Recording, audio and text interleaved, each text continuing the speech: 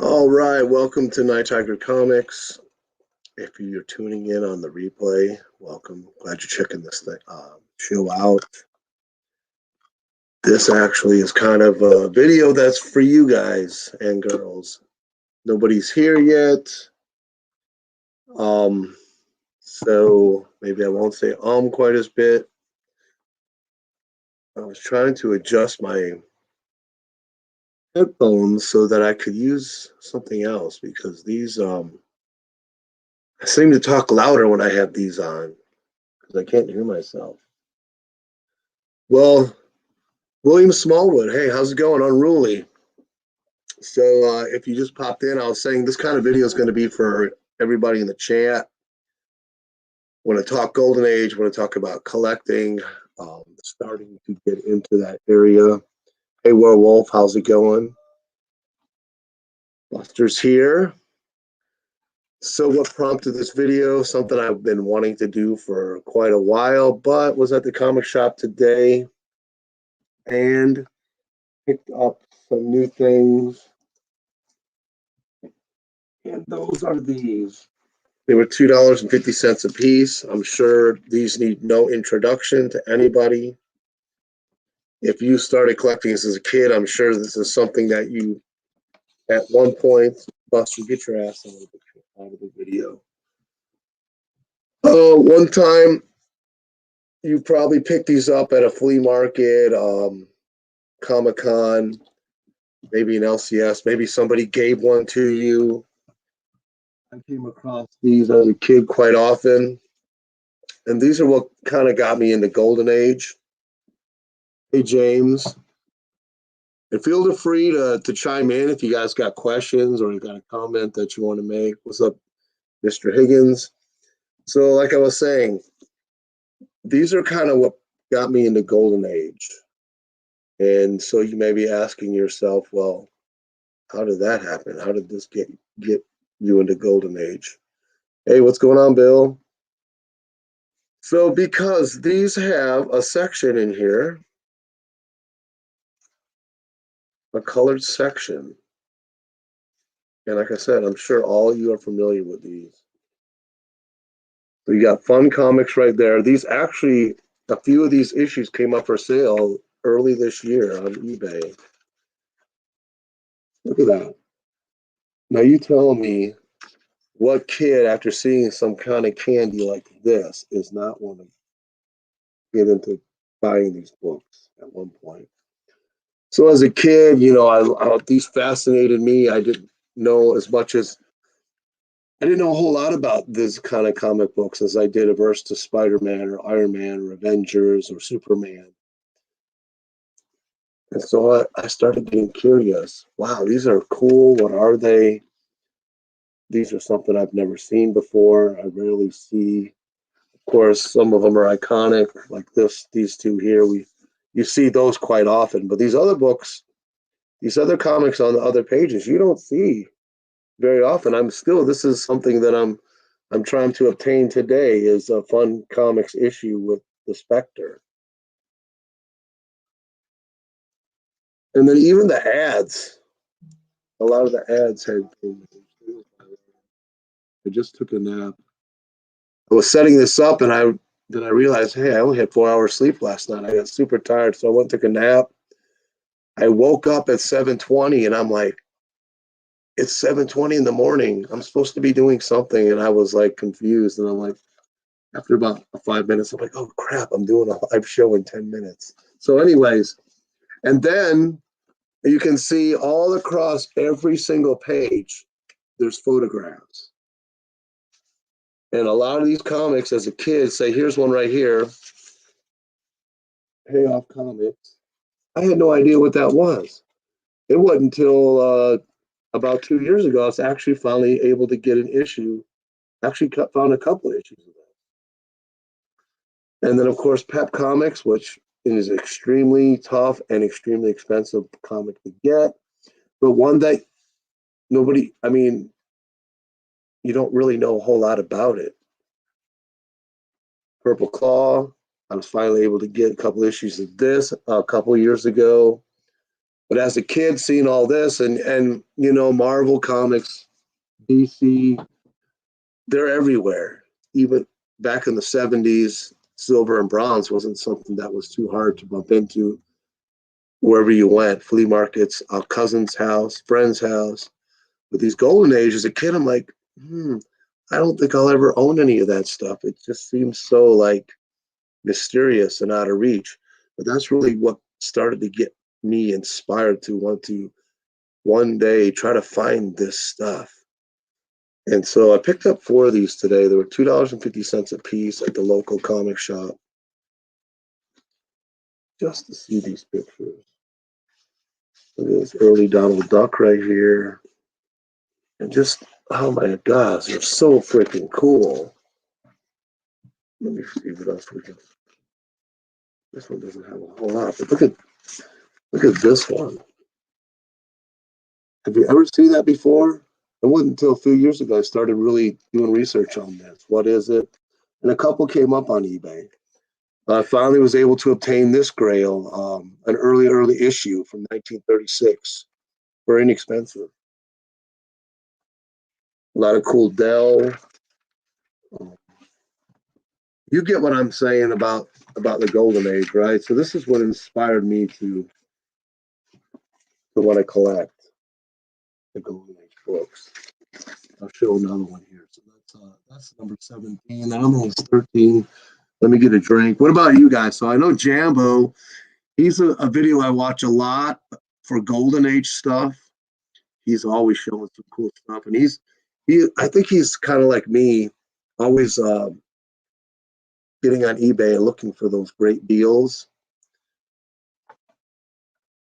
Let's see what Unruly is. So Golden Age superhero stuff was common where I was in Virginia, Florida, early 70s. All that cool stuff you're showing was very rare. Exactly. And I'm trying to, I told myself when I do this, I want to stay focused and kind of lead on a pathway here, because this video is hopefully for people down the road, collectors, because a lot of people are starting to get into the Golden Age now. I'm watching prices go up. I'm on eBay every day, probably every 2 hours. I'm checking eBay listings so I can be that one guy to find that one comic. And I have found some stuff. I will show that in a little bit. Here's another one I picked up today. And as I do this, I want to read the comments. But so yeah, so they're such sweet stuff. So, but it was really the colored ones. But look at this one. Crown Comics #1. I was able to get that a few years ago. That's a Matt Baker cover, a really beautiful cover. But how many of those do you see on eBay? And I want to make a comment about eBay here in a second. I want to show this before I get into that. But Simon Comics, I think he picked up this issue right here. First Manhunter.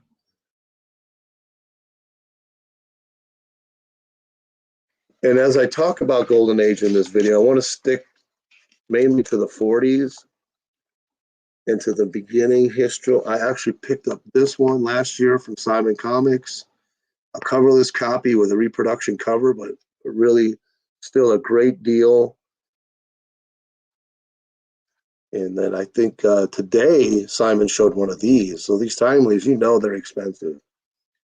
And those are probably the most desirable as series go. Those Schomburg timely comic books. I picked up a few of these last year with the Stimulus, All American, really, really cool. But just looking at this, it's just so cool. And even stuff like this. So Don Winslow, just looking at that picture, that is not really a cool comic, but seeing this picture here, it looks cool to me. I wouldn't mind having one. I've been looking at some Don Winslow's for a while. I actually was able to pick this book up a few years ago. This one here, I think I'm going to show this one today. I am not able to get one of these, but look how cool that is.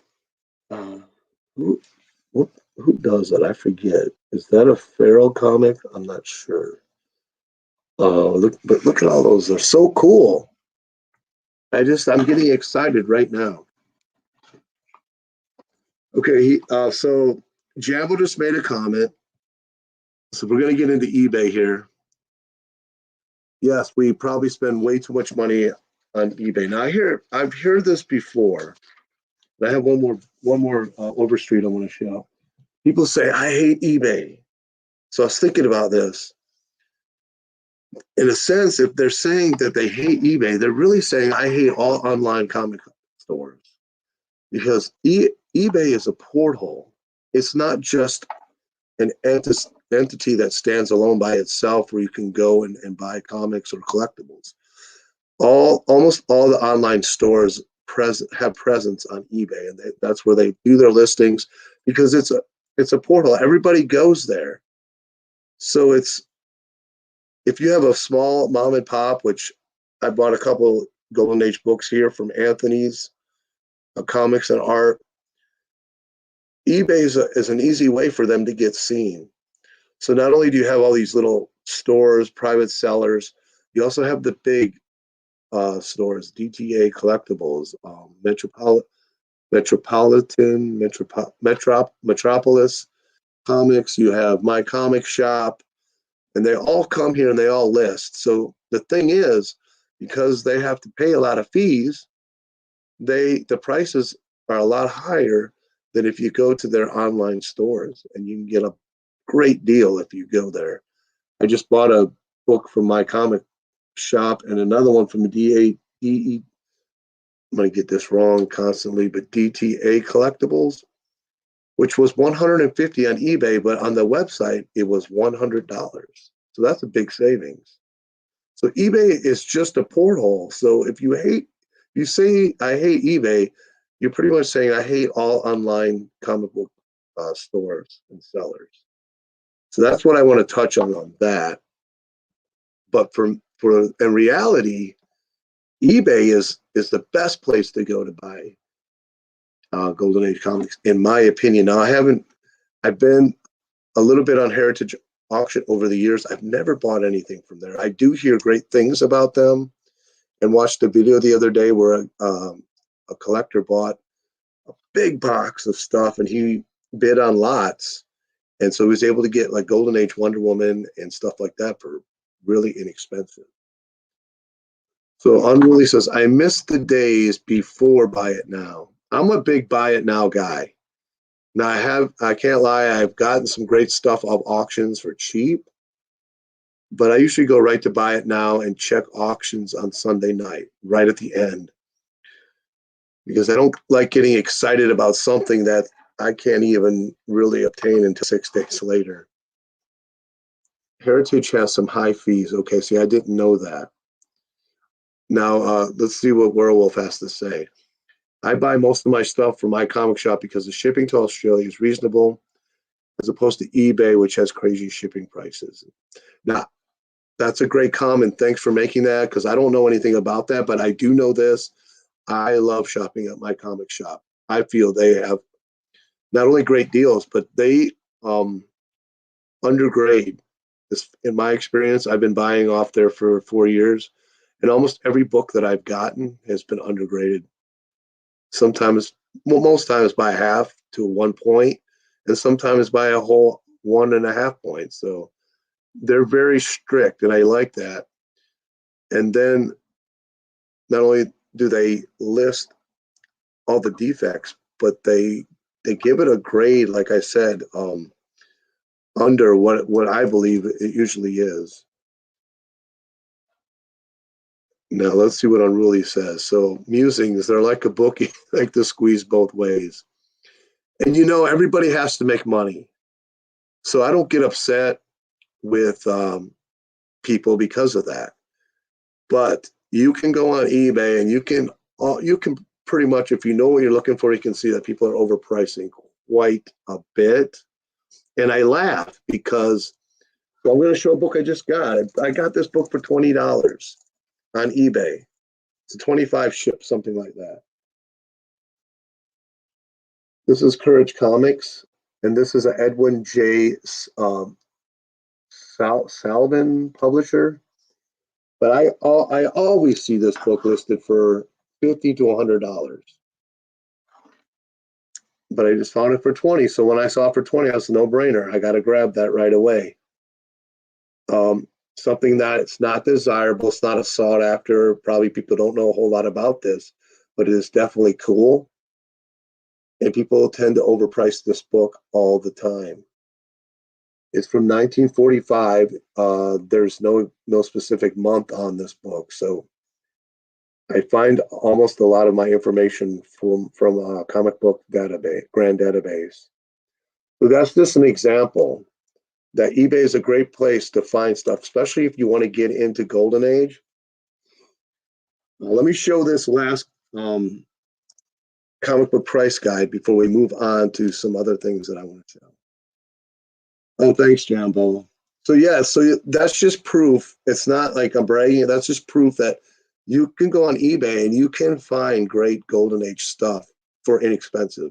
Now, you're not going to find it every day, maybe not every week, but it's there. But you have to do the work. It's like a back issue bin. I mean, when you go into LCS, you're just, most times you're not going to walk into something that's a good deal. You got to hunt. You got to go through all the boxes, look for that one book they may have underpriced or undergraded. That happened the other day to me. I got an $80 book for $1 for my LCS. If you watch my last video, it was underpriced in the back issue bin. I knew it. When I went to check out, the owner's mother, she went through each book, laid it out. I saw her look at the prices, added up. So I didn't feel bad when she only charged me $1 for it, even though it had a sticker price of 10, and got home and it had 2 signatures on it. And I researched it, and at the low end, it's like an $80 book. On a good day, it probably could go for 100, 110. So those deals are out there. It's just about, do you want to put in the effort? So the last book I got today is number 39. Nice homage to Avengers #1. And just so you guys know, it's homage. It's not homage.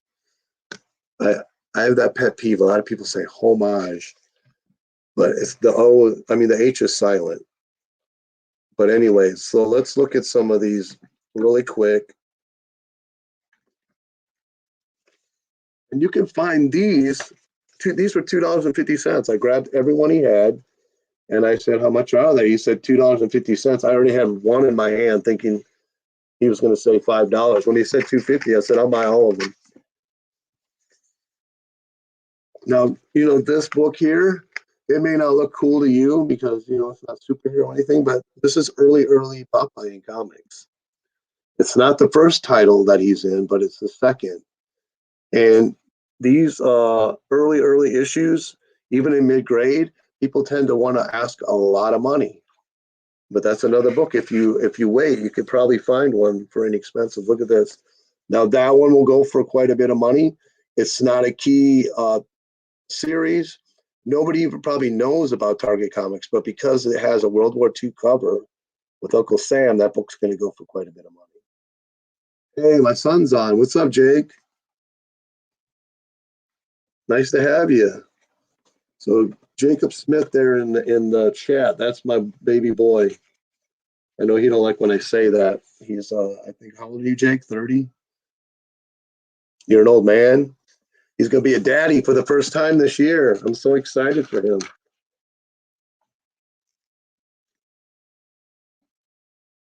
Not a whole lot of Golden Age on there, but you get the idea. And there are other price guides similar to this that have the same thing, but it's the Overstreet that really got me into wanting to get into collecting. So that's all the Overstreet. So when did I start collecting Golden Age? I didn't really get into it until I discovered eBay back in I don't even remember, 2010 or something like that is when I started to realize, hey, I have a job and I can buy Golden Age books. Before that, it was flea markets, and I was collecting a lot of Marvel and DC, which I still love. But the difference is There's so many analogies you can make. The difference is that with the silver and golden age, you can jump on eBay, say you want to buy an Avengers 1 and you have the money. It's not that hard to find. There's probably, right now, if you look, I'm sure you can find at least 20 of them. AFM 15, one day I jumped on to look and I counted 200 and some issues for sale. So that's the difference between the bronze and the silver and the golden age, is that bronze and silver, almost every issue you can find tons of them. Now, yeah, they're going to range in price. Some are going to be super expensive, but if you want it, you can find it. The difference is golden age is almost each issue is unique to itself. Almost, that's what I'm talking 40s. When you started getting later in the 50s, you can find a little bit more prevalent of issues, but in the 40s, and it's for a couple reasons. One reason is of the book burnings in the 50s, the big scare. And if you have a few dollars, jump on eBay and buy the 10-cent flag, you could probably get it for less than $5, I'm sure. And that goes into great detail about the scare of the 1950s. So it was this hysteria. People obviously were ignorant. They thought comic books were this thing that was going to drive you either insane to homosexuality, or you were going to become a big criminal, a sex fiend. And so they had book burnings. The schools got kids involved in drives to collect comics and just burn them, or even take them to the dump, and hundreds of thousands at a time. So that's one reason there's not as many golden age issues. And keep in mind now, in the golden age, starting in the 1939, when Superman really hit the comic book craze off, there were millions printed of every issue. I'm talking millions, not 900,000, not 500,000, not 100, literally millions.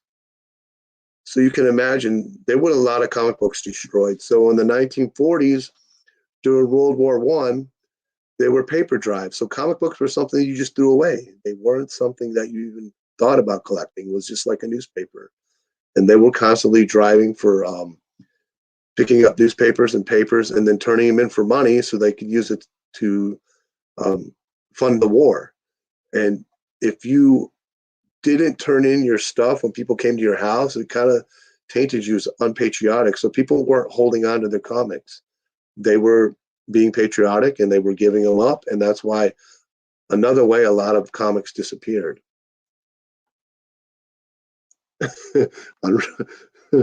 Unruly says, jokes on them. I was already a sex fiend. Somebody's look at some of these. I got my first animal comics today. Okay, I have not got an issue of that. That's one I've always been looking at for years. I would like to get one. Isn't that what's the name? Oh man, I can't think of the animal that's in there. Peiko, penguin. You know what I'm talking about. Anyways, you guys are funny. Jambo says putting new locks on doors and windows on now, Bill. So before we get into the next phase of what I want to talk about, so this is how I got into comics, as how I got inspired as a kid. So if you have questions, if you're wanting to get into collecting Golden Age, feel free to ask. That's what this is about. And I am by no means an expert at all. So today I got this one in. I bought it last week. So I sat up till 4 a.m. This comic is very low grade. I got it for $25 and trying to collect these titles for under 50, and I've been finding quite a few for under 30. So I'll keep you in suspense here. I sat up till 4 a.m. It has a war staple, which means it's only one staple.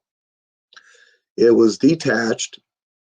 So in order to reattach this cover, and this is something that I'm learning to do by myself and watching videos, and thanks to Bubs and Jerry the Jitterbug and Roger Betterog, these are people that already know how to do this. I had to reinforce that staple hole all the way through the book. Now, this is a World War II book, so it's pretty thick. So that was quite a feat. But then you gotta take the staple out first, then reinforce all the holes, cover both sides of the cover where it was ripped from that staple, and then reinsert the staple and try to get it in exactly the same holes. So it's definitely not an easy task. And then along the way, I'm repairing major rips and stuff, because if you use archival tape, it doesn't count against the grade of the book. It doesn't count as restoration. So this is the book. This is Blue Beetle, number 36 from 1944. It's by Fox Features. I got this for 25 bucks. It's definitely low grade, but the whole cover's there. All the covers are there. And it's really cool. It's this is an EC Stoner cover. So just to show you that if you want to start collecting Golden Age, and especially superhero, which is what most people would like to obtain in their collection, it's not as hard as people will make. I think people get scared. I want to collect Golden Age, but it's just too much money. Well, that's not true. It can be expensive, but it can also be pretty rewarding without spending a lot of money. So you can see archival tape right there. And I had to, so let's take all this book apart. But you can see, look, you can't even tell. I did a pretty good job. I think I'm learning pretty well, and I'm watching a lot of videos. But this is a $25 book.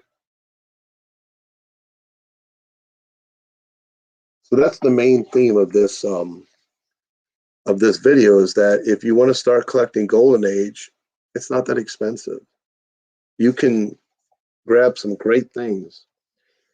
And I usually try, so I set a goal I have this goal in my mind that I only want to spend $30 on a Golden Age book. Now, sometimes that's ridiculous, and sometimes it can be done. And you have to feel for yourself. You have to get to learn about your own wants, your own needs, your own goals. So I'll look through books, and there's a book I'm going to show here that just came in. It was $150 on eBay. I went to the website, it was $100. Now I felt when I looked on eBay, I definitely didn't want to pay $150 for this book. It is scarce. There's not another issue for sale. I haven't seen one since I put it on my watch list probably 4 months ago, hoping nobody would buy this, and they didn't. It's a very scarce book, but I didn't want to pay $150. It may be worth $150 because of the scarcity, but I waited. And sometimes you're going to lose when you wait. I've lost quite often. But then I went to the website. It was $100. This website is DTA Collectibles. So the thing is, don't be afraid. I actually called a number because I was out of town and they didn't send me a tracking number. So I didn't know if the book had arrived or not. So I talked to the owner. So I searched on Google, got the customer service number, actually got the owner. He gave me another number. He said, call this other guy. He's the manager of sales and handles the overseeing of the website. And I asked them, I said, hey, just since I have you on the phone, I want to ask you or let you know, your website is like super, super slow. I mean, this is beyond slow. It's bad. So he goes, well, you know what? Pose that question to him when you call him. And I did. But the funny thing is, I talked to this guy probably 2 years ago with the same question. Why is your website so freaking slow? Because I spent about an hour searching this book to find it on the website to see how much it was, because I knew it was less than 150. He said, oh, we're still working on that. And I'm thinking it's 2021, and getting a website to run pretty fast is not the hardest thing to do anymore. But I thought it was funny. But I got a good deal on the book. I'm going to show it here in a minute. So yeah, so that was 25 bucks. And this one, where was that one? This was 20. So there you go. Under $50, you got 2 Golden Age books already. And if you want to start collecting, you've already kicked off a pretty good collection with those 2 books. I'm gonna look at some comments here. Jambo, what's up? What's my buddy Jambo have to say? It never hurts to haggle. All they can say is exactly. And it's a funny thing. I've taught my kids and my grandkids. I'll take them to flea markets, give them money, tell them when you find something you like, let me know. And then when they go up to the seller, now I'll tell them, okay, see the price, ask this much less. See what they say. Give them puppy dog eyes. Go like this, and haggle with them. And if they say no, they can't do that, then ask them what they can do. And it's amazing how when you learn to haggle, you feel more confident about yourself and your buying power. And you realize that sometimes people already inflate the price on purpose because they know people are going to haggle. And you find that out when you're on eBay, when you have these making offers, and you'll get people that will haggle with you sometimes because I'll hit lowball, and a lot of times people will take it. I lowballed this other comic, which was listed for 300 on eBay, 250 on my comic shop with make an offer, offered them 200, and I thought they were going to come back because some people have on my comic shop with maybe $10 less. No, they took the $50 less. I was shocked. I'm happy with this book. Okay, I'm gonna look at some of the comments before we move on a little bit. A comic fan here. It can't be as bad. Oh yeah, don't even mention Mile High Comics. I do not shop there. I think I bought one comic book there off eBay from there because it was a scarcer title. Actually, it was Pioneer West Romances, which is Fire Hair Comics. They switched to that title for like 7 issues and then went back to Fire Hair. Those are pretty tough to find, and they had a low grade one, and it was a pretty decent price. But other than that, usually when I see their stuff, they're usually overpriced by at least 10 to 15 bucks when it comes to the mid range, like between 50 and 100. They're usually $15 over what they should be. And this is a thing. Don't be afraid when you're starting to collect Golden Age. It's all a learning experience, as is all collecting. And you're going to make mistakes, but you're also going to continue to gain knowledge the more that you do. Research is a big thing. I can't emphasize that enough. When I find a book on eBay that's a buy it now or make an offer or whatever, I go research that price. I check all other listings. For one, I see, is there other listings for that book? 2, if there are, what are they priced at? And then I will go sometimes to what I'm going to talk about here and see the scarcity of the book. And then sometimes I'll go to a comic book grand database and look at the interior. What are the stories inside? And get all these things into like a hat and then decide to get that. I have this thing called, I don't have a specific name for it, but a feeling that I get. It's like that wow fact. Like it hits you like, okay, that's a good deal. You know it. Like you can feel it in your bones. It's hard I'm sure it's hard to describe to non-nerdy people, but you guys understand what I'm talking about. All right. Gratu's here. What's up, Orloff? Dr. Orloff. Glad to have you, man. Great channel. As all are these collecting channels. But I noticed something lately. There is just not your unfettered comic book haul channels lately. I'm not seeing a lot like I used to. I've noticed a trend now is either all new comic book haul or it's like a top 10 or an investment or invest in these books kind of videos, but unfettered, pure comic book hauls, they just don't seem to be as prevalent as they used to be. Man Cave, now there's a Golden Age buddy right there. That guy knows Golden Age. Oh, yeah. He's got quite a collection. If you are not subbed or watching his videos, and Man Cave, I have to say, you're not making enough videos. Harry's Lot Zolatos. We used to have Marvel Mystery number 18 in fine condition. I'm not sure what that is, but I know that Marvel Mystery Comics, Schomburg, Timely, that's probably a very pricey book. And I'm guessing that is some kind of key that you could tell us what it is. I am not that averse with Timely, but I know my buddy Simon Comics is. I was hoping he showed up in here. I tried to contact Captain Strangelite, but he wouldn't answer his phone. North Charleston 66. I was going to see if they wanted to come on with me. So where am I at? Okay, so let me take a poll. Do you want me to move on with the topic a little bit, or do you want me to show one of those books I'm talking about that just came in? So let's get a poll going here. Let you decide. So move on with the topic or show one of the comics that just came in today. So while you guys vote right now, and while you just do that, I want to tell you I am pissed off. The mail carriers are at it again. I'm guessing my regular wasn't here this week because I got a book shipped that said delivered and it never showed up at my house. It's a key Spider-Man issue. I won it in the auction for $5. It was pretty good grade. So it was 10 with shipping. So I don't know if that book's ever going to come. I'm sick and tired of having to travel the 30 minutes down to the post office and then stand in line on my day off to find out what's going on. It's the issue with Spider-Man in the coffin and then Moon Knight on the cover. I don't have that. I finally found a decent copy that I won in an auction for $5, and it was supposed to be here Monday, and it never came out. So I'm a little upset about that, but I'm just happy it was only $10 that I lost. Okay, so Jambler says show a book. Nobody else is participating. Guys, like your teachers used to say, follow instructions. Am I showing a book? Am I moving on with the topic? Okay, so I got two big books here. One's from DTA Collectibles, one's from my comic shop. If you saw my eBay, it just came out of the press today. And it came out and it's looking great. This book is really scarce.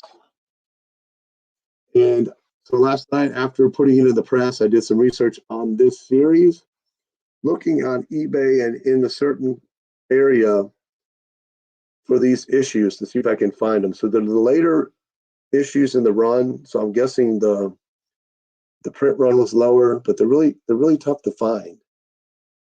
And this is what I had on my pull list. I'm going to build this up for a while, for 4 months. It's the one I talked about. I got it for $100. Modern Comics number 99, July 1950. That's a Reed Crandall cover, as you can tell. It is just beautiful. It's just gorgeous. I love the space theme of this book, the sci-fi. That's why I wanted it so bad. But I wasn't ready to pull the trigger. And I'll do that. I have patience sometimes. Most of the time I do. Sometimes I don't. And I'll wait on a book. Sometimes I'll lose the book because I'm waiting on it. Because I just feel something in my gut says it's not time to buy it. Don't use the credit card. Wait till you have the money. But if you say you don't like this cover, then I want you to get off the chat right now. So I don't understand. Beautiful legs. Isn't the atmosphere going to come up that skirt of hers? So the fishbowl on her head is really not going to do anything? I don't know.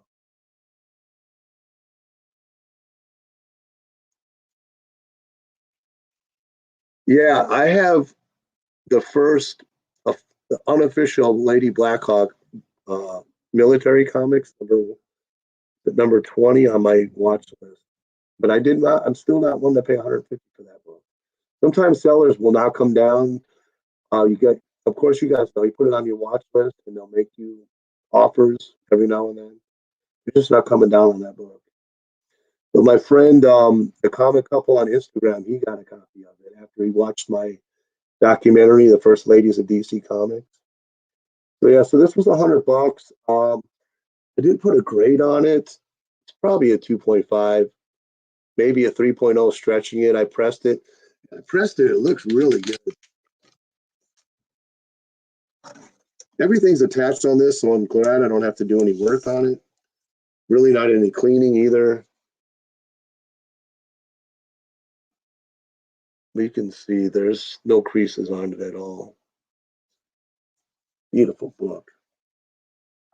And another thing I suggest you do, now this is targeting, again, those that want to start getting into the Golden Age collecting. When I buy a book, let me make sure I get this in correctly. And I don't want to, but Nothing worse than damaging it on a show. So if you want to get into collecting, another thing you got to be aware of is page count. That's something that I really didn't know about until, I don't know, because I don't sell my books. So I'm not an investor. So I'm learning probably slower than most people. Page count is important, especially when you're buying a Golden Age book. And like this one, I looked it over. It felt kind of thin, but you know, it's the 1950s. They've shrunk down the books, of course. Type in the search the title. So I type in Modern Comics Online Reader, and there's a website that comes up where you can pretty much, it has a whole catalog of scanned books from people in their collection. And you can go there and it will give you the whole rundown of every issue. You click on the issue and then you just scroll and every page will be there from that book. That's a good way to tell if there's a page missing out of a comic. It's also a good way to, if you're doing a video and you don't want to take pictures of your book because they pretty much always look like crap, you can just download it right click and then download it right from that website. And then you have a perfect, nice scanned picture for your video. That's what I do. I just type in the title and then online reader, and almost been able to find every one that I've ever searched that way. But yeah, page count is important. Another story I can tell, if you guys are interested in my stories, I bought a Suspense number 6 from Atlas off eBay. Really nice condition for $30. Got it here. Didn't know at that point, it's like a year ago, I didn't know a whole lot about page counting. Like, you count the cover, you count the inside of the cover, all the way to the back cover. I didn't know that. So I miscounted this book and I got pretty pissed. There's something else going on with another issue with another comic. So I emailed the lady or sent her a message, pretty much being like a dick. And then I counted it again and again. And then I realized I made a mistake. So I contacted her again and I apologized with my tail between my legs, like to high heaven. Told her how sorry I was. I should have never talked to her like that. And she's like, oh, don't worry about it. I said, by the way, do you have any other Golden Age books? And she's like, oh, yeah, I have a whole bunch I haven't listed yet. I said, well, if you send me pictures in the list of them, I'll buy them directly from you. I got all kinds of good books for like $5 to $3. I'm talking $50 to $100 books and some very scarce ones. So I cherry picked the list and then I sent it over to Roger because there was a lot of promo Golden Age books on there.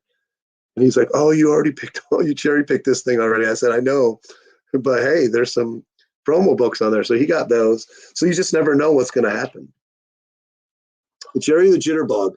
And Jerry, let me tell you, this book another last book I'm going to show I got in later, a big book, has Jerry the Jitterbug that you name your channel after. If you're not watching Jerry has a great channel. He does a lot of restore, and he's doing a cover soaking right now. And I'm building up to that in my mind because I want to do that. I don't know if you can see it back here. My Avengers 4 really needs to be soaked. That cover needs to come clean. But yeah, so Jerry is trying to finish off, what is it, the Wiz Comics run and the Captain America Marvel Adventures. So if you're getting in, back to focusing on those that are wanting to get into collecting Golden Age. And we're going to start going to the pile of books here in a minute. Fawcett Comics, Captain Marvel Jr., Wiz, Captain Marvel Adventures. Those are some books I recommend if you really want to, when you're starting to want to get into Golden Age and building up your collection, look at a lot of those books on eBay. You can find great deals on Fawcett books. And for some reason, I don't know what it was, the comic gods looked down and smiled on Fawcett. It seems like their books weren't destroyed as much as everything else because there's so much of Fawcett out there. And you can always find a good deal on a Fawcett book. So if you want to get in on the ground level and you're just starting to collect Golden Age and you want to do superhero stuff, Fawcett is the place to jump in at, in my opinion. If you don't agree or if you know an other area, shout it out here. So let's see. So, okay, so we're going to move on here. So, righto, you can. And of course, there's keys and World War II covers, which are much harder and more expensive to find. I had a Wiz Comics 24 without the centerfold for $64, and I didn't pull the trigger on that. And that is a beautiful cover. I'm going to get that one day. I love that cover. He's catching that bomb coming into the ship like a football. Oh, I love that cover.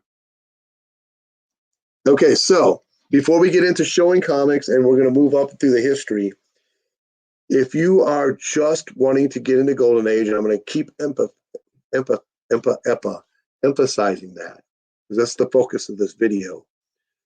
And you need to have these. There's just no ifs, ands, or buts about it. If you're collecting and you wanted to get the Golden Age, you have to get these. It's not a choice. This is the Sears Roebuck catalog of Golden Age collecting. So there's volume 1, and these are compiled, and it says right here, by Ernest and Mary, that's his wife, Gerber. So these are Gerber guides. That's what they're called. The long title is the Photojournal Guide to Comic Books, but we call them Gerber guides. I'm sure almost everyone in the chat knows what these are. If you don't, you can find these inexpensive. Most likely on eBay is not going to be the place nowadays. I noticed that people realize that everybody wants these over the last course of probably the last 2 years, so they're jacking up prices. Go to a used bookstore on the internet, and if you search around, you'll find these. Do the shopping tab on Google. So that's volume 1. That's A through J, and these probably showcase, I'm guessing, around 65-75% of all Golden Age books. If I'm wrong, let me know in the chat if you guys are more familiar with these. So this is volume 2. Look at all that. Look at all that. Oh my goodness. I just like to call it candy because it's so colorful and so sweet. So what is this? So Ernest and Mary, they went around the country, and this was back in the 80s before internet. They contacted as many big collectors as they could or knew. A lot of them they contacted through the once again through the Overstreet Comic Book Guide. And Ernest Gerber is the first one to invent the Mylar sleeve. If you didn't know that, they went and they contacted all these Golden Age collectors that they could find, and they compiled through photography almost every Golden Age book. So I imagine this took quite a long time. Not only did they do that, but they used the highest quality printing of the time, the highest quality photography, the highest quality inks. Everything they did was of the highest quality. When I got these books, it smelled like diesel every time I opened them because of the heavy inks in them. And it still does a little bit, but I've used them a lot. So this son of a bitch here, I can't open it every night. I have to wait every couple months because I'll start going through this and I'll go on eBay, seeing if I can find stuff and then buying stuff. And this is like a catalog of drugs for me. Okay, what is it? Look it up, Night Tiger. I just got the one that's not in the Gerber Guide, the Power Comics number 3. Do they list it though? Because I know some of these they list is so scarce. Did you show that on? Did you show that on Instagram? Because I have to go check that out. And that isn't that an LB Power Comics? See, now he threw me off. Man Cave, stop it. Okay, Eric Breen says I have those books. So if you know, volume 3 and 4 is Marvel. I have those, but I never look at them. It's like you know all that stuff already, but this is always new to me. There's always something new in here to find. Another thing, if you want to get on, if you're just getting into Golden Age, Atlas Western books, you can buy those pretty inexpensive. And there are quite a different genres, romance, and it depends which company. that you can find them. If you're going to try to find Fox feature romance books, good luck. You're going to pay a lot of money for those. But like I said, it's just all about learning. This one here is one that I would like to get, but the guy will never come down on the price. And then if you get into the 50s, you're going to get horror into the book. So the history goes, the guys came home from the war. They didn't want superheroes anymore. And then horror became big. And even the superhero titles started doing horror covers. So that's the Gerber guides. If this is a must. So just to show you, I found these on a used bookstore online. I actually paid less for the book than I did for the shipping. So I think I paid $9 for each of these, and then like $12 in shipping. I got them at two different stores, but so that ended up being what, $21 a book? Not bad. People are wanting $100 for these things a piece. Don't buy it. Don't do it. You can find them, and if you can't wait, they'll come up. I think someone just showed this one today, the red and white cover only. Okay, so Man Cave. Yeah, okay, it's an LB. That's what I thought. Oh, wow. Okay, did you do a video on that? Because I didn't see it pop up on Instagram. Oh, you don't have the Gerber guides, Jerry? You got to have them, man. And if you do, then you'll be a card-carrying member of the Night Tiger Club. Now, guys, I have to have a drink. I'm talking too much. Okay, so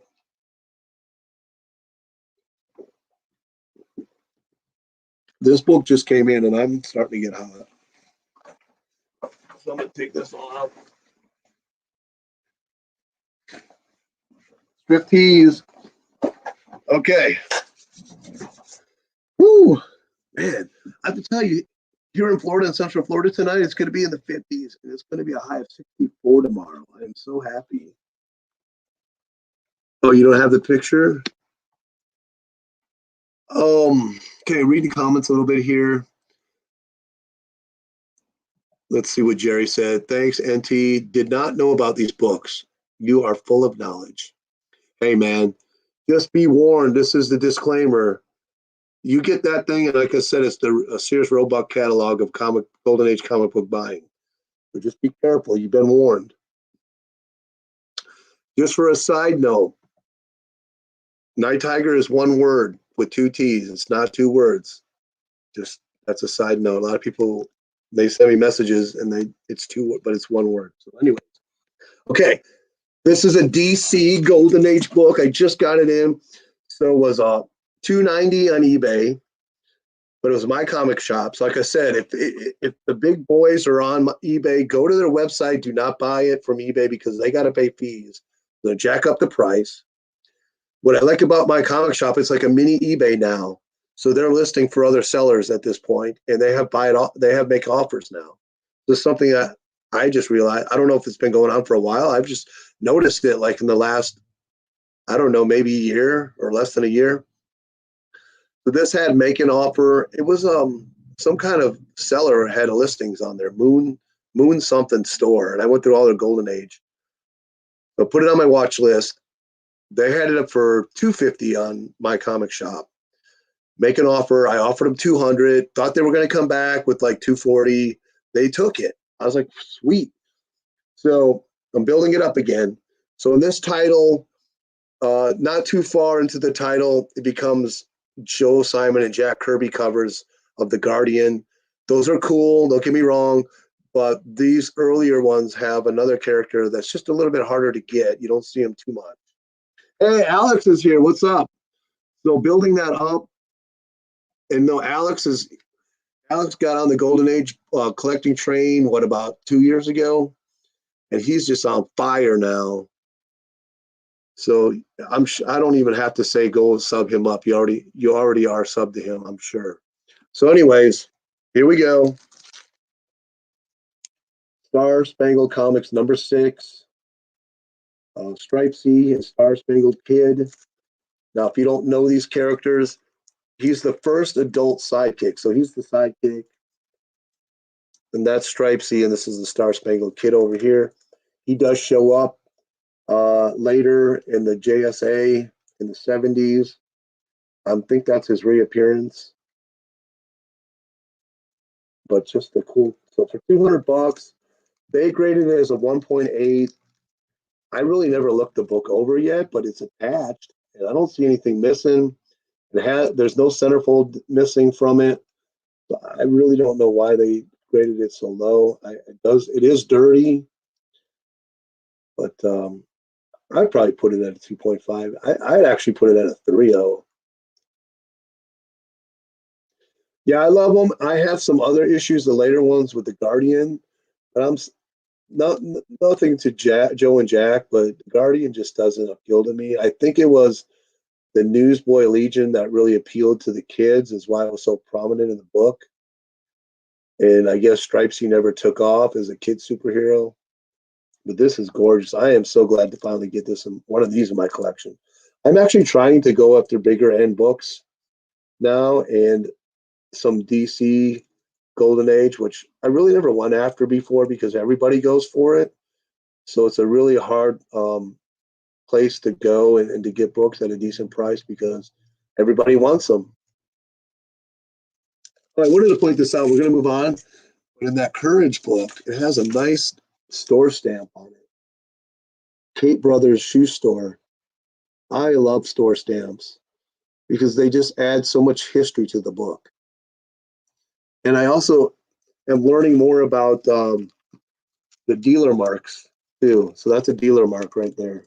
So if you see a writing with a grease pencil, don't get upset. Actually, you should be happy. Those add history to the book. They actually can narrow down where the book was from. So those are always cool. Alex, man, I was going to call you and ask you if you wanted to be on this show. I was hoping to get someone to bounce off some of this stuff with. Oh, you did? What number? Do you know offhand what number it is? Yep, Jerry said also look out for pedigrees. So pedigrees also can be in grease pencil. They're little letters. It can be one or more. Sometimes they can have a number. So what's a pedigree? A pedigree is a collection of books that when they were found usually came from the original owner. So it could be a kid that bought them when he was little, or a grandfather. Somebody bought those books as they came out, accumulated them. Usually they're all in higher grade. And so when a dealer finds a find like that, they mark that as a pedigree because it's from one sole owner. And these aren't books that have been passed back and forth from different buyers, making them a little more special, a little more historical. And if I'm not correct in that, you can correct me. So that's what a pedigree is. I actually did a little research on it. Thanks to Jerry, because Jerry found one and he was talking about it. And I said, I got to learn more about that. So I jumped on this thing called the internet and researched what is a pedigree. Love the internet. Somebody just told me today that I wouldn't survive without the internet, which isn't true, but I love having it. It's a great tool. Look for that D. What's the D? I have Wiz Comics now that is being graded by CGC, waiting to see if CGC designates it. Very cool. Now, I'm not a CGC guy. I did grade one book, didn't find the excitement in it, but I enjoy watching you guys that love grading your books, getting them back, being all excited, revealing the numbers, Alex. And so I was a big anti-CGC guy, but not anymore. It's like all you guys, you changed me with your love and this passion for the comics. Everybody's different. Everybody has a unique way. And so I like to see people get excited about their books. Because if you ask my wife, I'll get a book that comes in the mail. When I open it, I'll be like almost jumping around, like Ross on Friends, when they tried not to get him to see Rachel kissing that guy. Because I love them. I just love comic books. So we're going to move on now because where are we at on this? I don't even know. Oh, wow. It's only been an hour. It seems like longer. That should be a catchphrase. Alex knows. Okay, so I'm going to talk to you as if you don't know nothing about comics.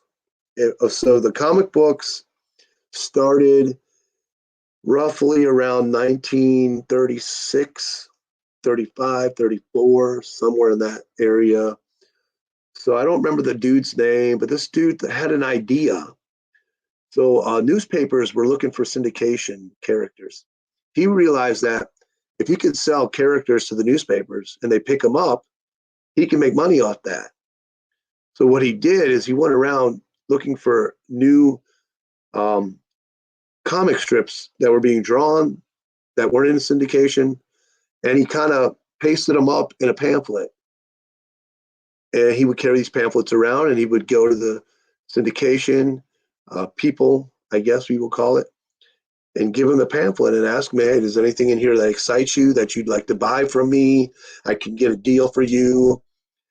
And after doing that a while, and he was making money doing that, he saw such interest in his pamphlets that he said, I got extras here. Let me throw a sticker on them, 10 cents. I'll put them on the newsstand next to the pulps and stuff like that and see what happens. Well, to his surprise, they started selling. And that became the first comic book. So that's what comic books were in the beginning. They were just newspaper reprints, nothing more, nothing original. So what were some of them? So there was a company called Eastern Color Publishing, I think it's called. Like I said, I'm not an expert. Correct me on any of this thing if I'm wrong about it. And they would just print newspaper strips, and there was nothing original in them. So this is Cracker Jack Funnies from 1939, from August 1939. Just reprints. You can see all these newspaper reprints in there. That's all they were. I love finding these for inexpensive. I think I won this on an auction for $8. So this is like a historical document to me. This is right at the beginning of comic books from 1939. 1939. So not only is it cool, but dang, man, I have to tell you, this thing smells so good. Oh, I'm getting high. So look, it's just newspaper reprints. That's all it is.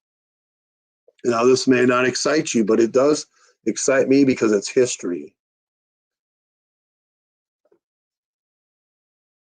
And to find this book for, I think I said $8, it's got a coupon clipped, but people will ask ridiculous prices for this. I've seen this book like $80 to $100, just because it's so early and there ain't a whole lot of them. All right, I'm manhandling this. This needs my life. Okay, so again, 1937, number 9. Nothing big. The cover is not that dynamic, but this again is a piece of history. And this book, I'll tell you how good this book is. Somebody took a bite right out of it. That's how good this book is. You got a Buck Jones advertisement, shoot your Daisy BB gun. Who had a Daisy BB gun growing up? We used to have BB gun wars in the woods all the time. I actually have a friend from high school. Every time I talk to him, which isn't very often, he still tells me, hey, you shot me in the back with that BB gun. I said, well, you shouldn't have turned around. But anyways, just newspaper prints, puzzles. So, that's all they were. There was nothing original yet. We're going to get to why they started publishing original stuff in a minute. I got to show off some of this early stuff. So if you don't know much about Golden Age, now you do. Now you know how it started. You know how the comic book started out. Funnies. Who is this by? United Features. Is this? Wait a minute. No, this is still, I think it's still Eastern Publishing, which would be Dell. Now, I think this might be a Sheldon Moldoff cover. This is from 1937. He got his first job at Dell doing covers and doing ads.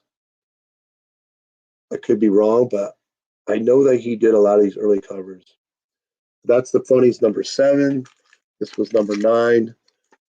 And again, just newspaper reprints. And then you got Cracker Jack. So I got all of these for less than, I think less than $10, auctions on eBay. But this was a couple years ago. People have started to understand what these are now. And a lot of collectors are moving into this area. This is from 1938. It's missing 2 centerfolds, but it was $6. I don't care. I'll take that all day long. Okay, so let me see what Alex has to say. I used to be just as into vintage guitars as I am comics. The smell of a vintage guitar just gets me, so I understand. My son's like you. He's a big guitar enthusiast, big heavy metal guitar player. He was just here earlier. I was surprised. I've never seen him on one of my chats before, so I was happy. That was pretty cool. Let's see what Jambo has to say. Seen an early Buster Brown today. Wow. You know, guys, see, you're gonna throw me off again. My dad used to have this Buster Brown book from 1908. I don't know what happened to that. That was like one of the first comic books. It was just a small little book, and each page was a one panel. So Buster Brown was a character, and they started using him to sell shoes. But he was a newspaper character way before that. Where did you see that? Is it something you couldn't buy or something like that? And Jerry said he's the same with vintage cars. Cool. I hear you talk about cars a lot.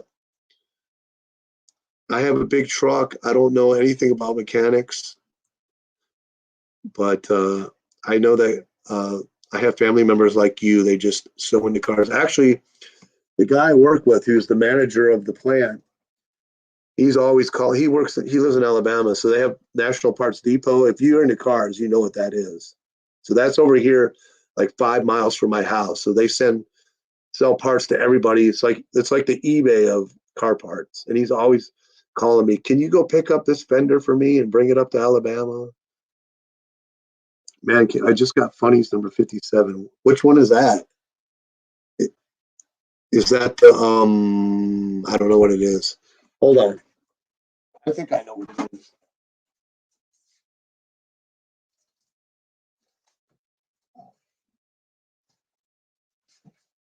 Here's #47. Oh, my chair fell apart.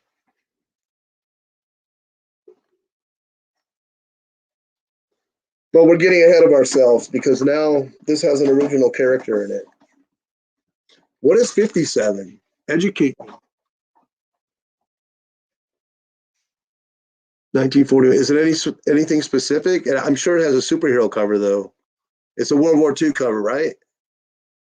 Oh, you son of a bitch! I've been trying to get one of those. That because he was in Dell for 2 issues, right? And then Fawcett picked him up, if I'm correct. So that's first. That's the first Captain Midnight or the second. I know that he appeared in Dell 2 issues, and I've been looking. There was one on eBay a while back, but man, they wanted like $1,000 for it.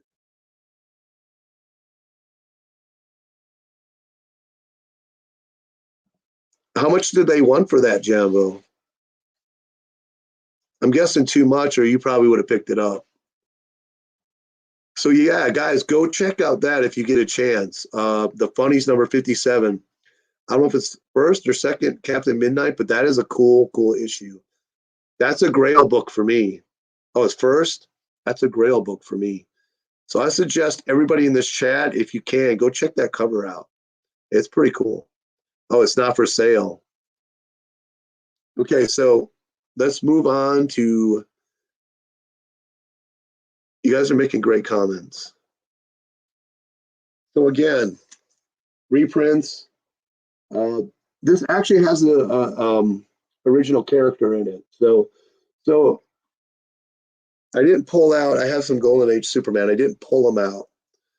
So you can thank Superman. You can thank Jerry Siegel and Joe Shuster for original characters in comics. They were rejected, I think, 11 times. They took their Superman character to 11 different publishers, and they all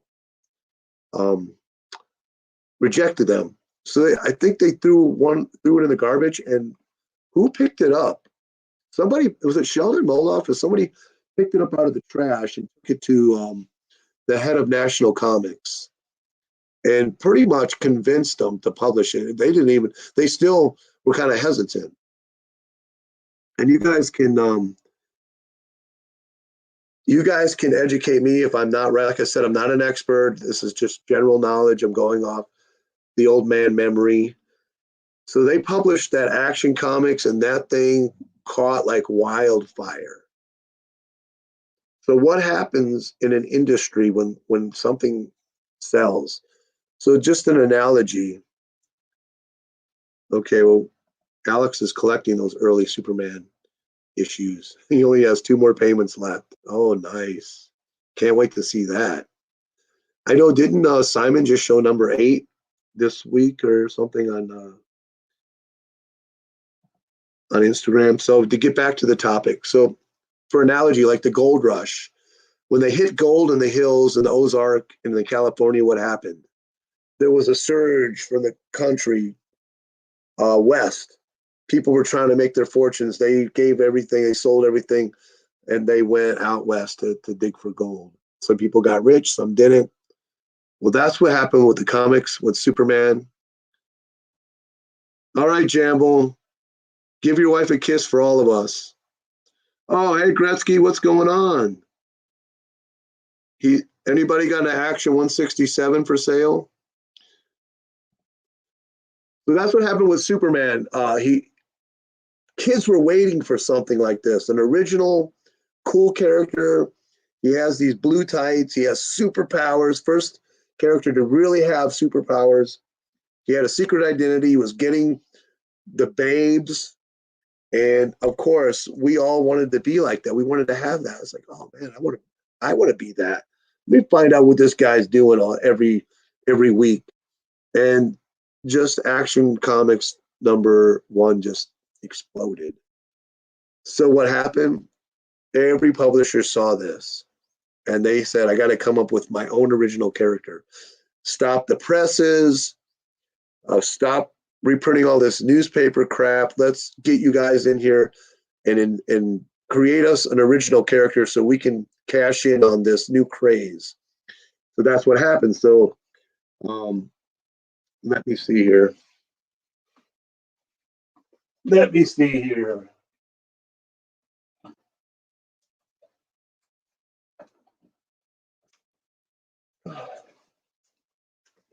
So they started coming up with an original character, that's Sparkman, and then they still did the newspaper reprints, but then they had their main feature, which was basically their own Superman, and that's how we move forward in the history of the comic book. And Superman played a huge part in that. Now, in the beginning, it wasn't DC Comics; it was National, but you had a couple other companies that DC or that National kind of took over. They bought out. There was All American Comics and there were Detective Comics. Those were 2 separate publishers. Detective, so All American kind of, I think they were having money troubles, and they were already partnered with National, and National kind of just bought out the rest of them and absorbed it. Now Detective, they were getting ready to come out with Detective Comics. They had actually Jerry Siegel and Joe Shuster actually had one of the main features in Detective 1. But before Detective 1 came out, I can't remember the guy's name who was in charge and owned it. He went bankrupt. And National, go ahead, and they picked that up and absorbed that company. And that's how that became all part of DC. If I'm wrong, let me know in the comments. I'm going somewhere with this. But anyways, so all these different publishers, this is Adele again.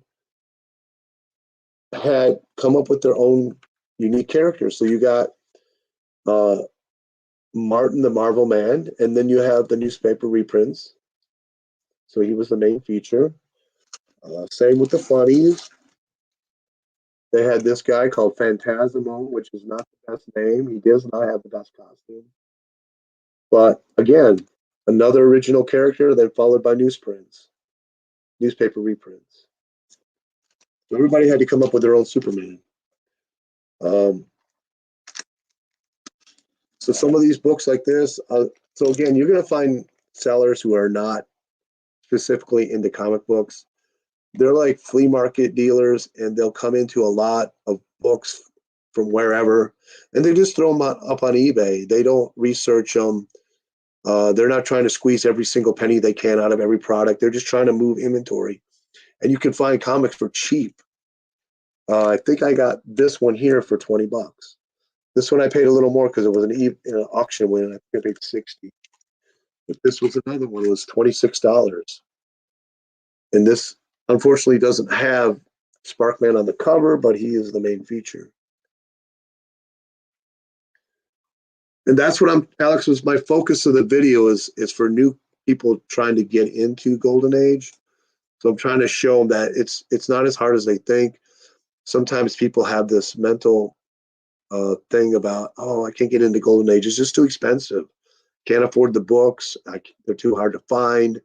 So I just want to kind of do a history and kind of talk about how I got into it. And then also just to say people, it's not that hard. There are ways to collect. So another one, I'm just showing some stuff now. This wasn't a superhero, but this was, I think, from 1940. United Features, again. So so in the Golden Age, and we talked about this, there are just thousands of titles that can be discovered, like how it began. This is I think this is called single series. They're not anything key, but people still want these because of their early comic books. Nice gesture cover. And you're going to find that today I'm even discovering new titles that I didn't know about. So even that Gerber guide has about 75% of all the titles.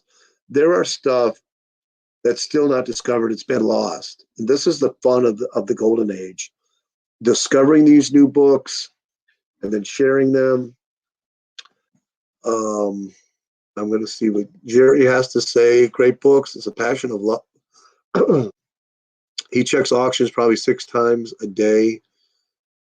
That's about me. That's what I'm doing. Another one, Tip Top. I forget who publishes this, but no original characters in here. The Star Wars, the Tarzan in here by Hogarth is the best you'll ever read. Tarzan shoots people, uses machine guns. He pilots planes. He does demolition. He's just so cool. It's not like the Tarzan of today. And he's just a maniac. He's so ruthless, the original Tarzan. So this is from 1938. Tip Top Comics number 24. So as I said, Superman caused an explosion. All the publishers wanted to come up with their own Superman. You get Tip Top Comics with the Triple Threat, which was their original title feature, and then all newspaper reprints again. This is a pretty scarce book. This is the only one I've ever seen. I was actually able to snag it on a snipe on an auction for like 50 bucks. I believe it's the only superhero cover in the whole title, and it's the only cover appearance of the Triple Threat. Very, very scarce book. But then again, it's not a super grail. Nobody really knows about it. So that makes it not expensive if you can find it in most conditions.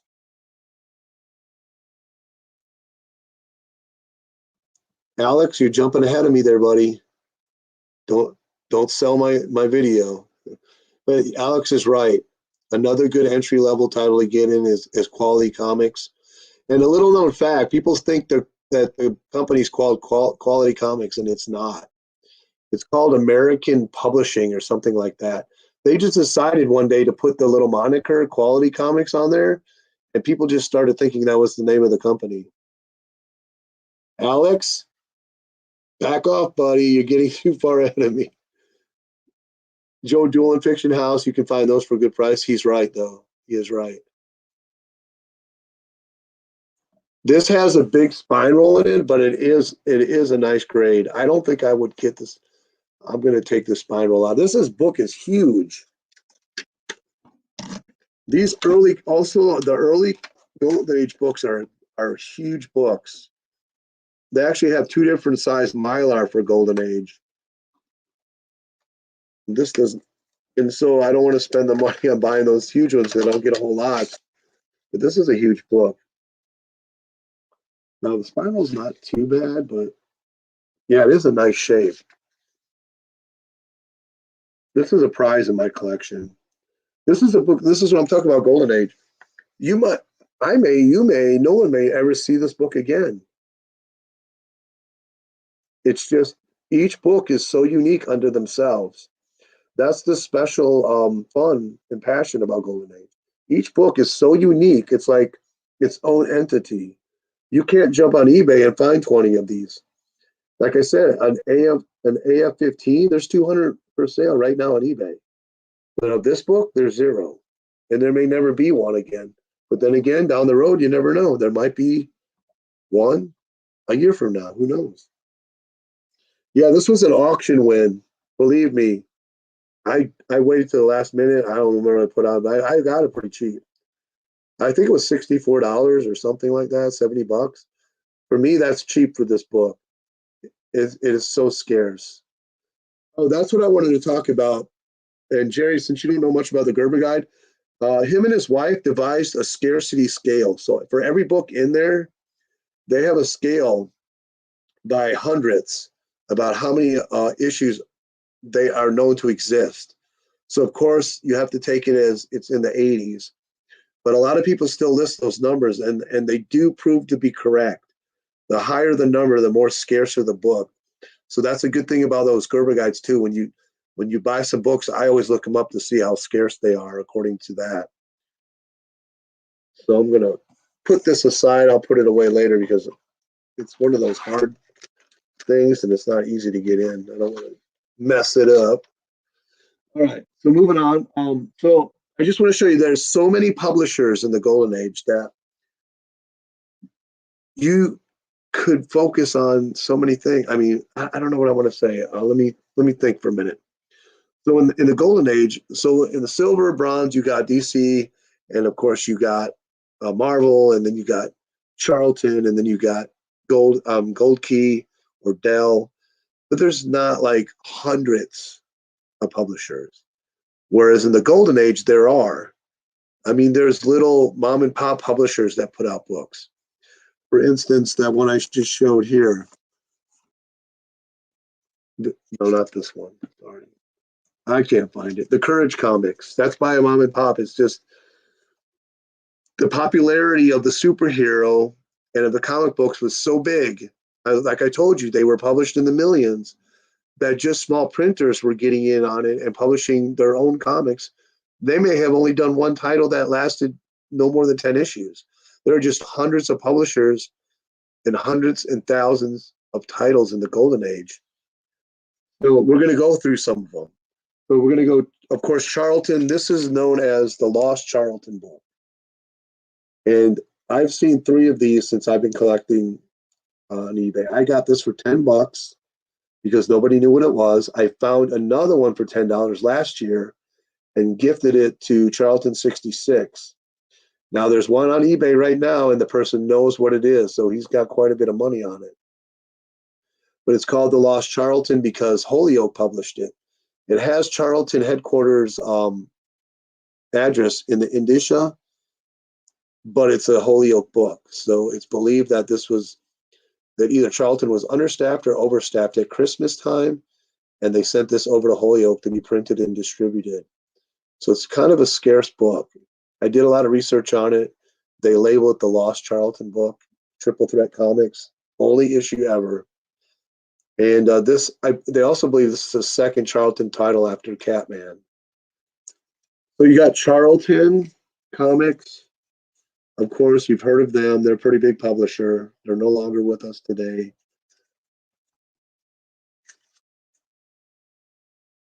This is a Blue Beetle. So the Blue Beetle was published by the original Blue Beetle was, I think, 5 issues by Charlton, and then it went over to the new guy.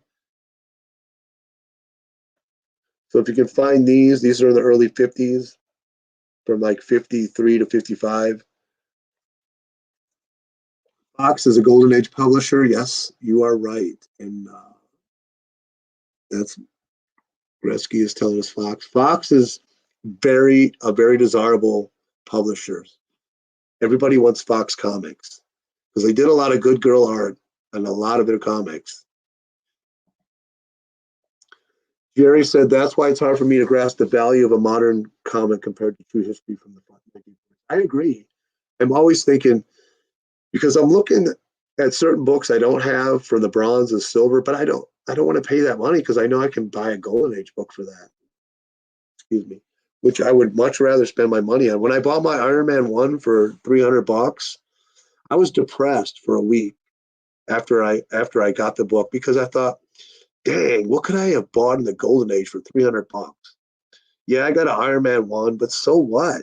I just bought it because it was popular, and I usually don't do that. I usually don't go with the popular stuff. And I actually was depressed, but you have to get over that. You can't have regrets because regrets will ruin you. Okay, I'm trying to read some of these comments. I think Batman comics, especially of Joker on the cover, is pretty cheap too. Yeah, right. Oh, you're saying if it doesn't have Joker? I don't know. I bought Detective Comics number 96. I bought 2 issues, one for 100, which I wanted at an auction, one for 200. I look at the issues, they're not keys from 96 and up. People are asking $500-$600 for 105, 106, 108. And I'm like, it's ridiculous. This has just started happening in the last 6 months. I've noticed a big jump. It's like books you could used to buy for $50 the beginning of last year are now 75 to 100. Books that used to be 75 to 100 are now like 150 to 200. And a lot of it's just because people are just overpricing it. And if you get this stupid person, one or two buyers to buy that book at that price, that just triggers every other seller's like, okay, that's the price now. I didn't pull any of my MOJs. I should have. I have a couple Black Hoods, but those are quite expensive. And those are more scarcer than a lot of the other books. You're being facetious. I thought so. It's like a Joker cover. You're out of your mind. Yeah, those detectives and the Batmans, they've exploded in price lately. It's really sad. Sometimes I want to message a seller and go, where the hell did you get your information on your price? They should have a slap button on eBay. You can just slap the seller. Oh, don't even get me started on New Mutants. That's one book I hate. I would never buy a New Mutants 98. I think it's the stupidest key book ever. Crappy art, crappy character.